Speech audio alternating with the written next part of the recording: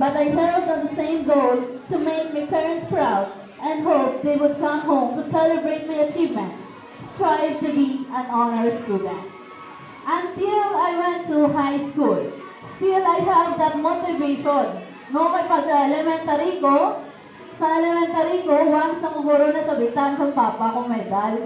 That is during my grade 3 na recognition. Then it was my motivation para nga mag-strive pagin para maging part to Japon sa honor student. Kaya kung honor student ka, ara kaya permit sa stage. Kaya ako na hope ya, every time nga mag-recognition, nga kada recognition, ang papa ko ya mapuli para magsabit sa medal ko.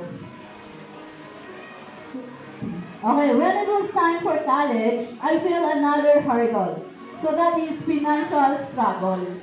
No, so ang high school life ko is struggle na to siya. No, tungkol nga, I have limited resources lang. Though I am supported with my titas, titos, and nanay, no, they have also their own family.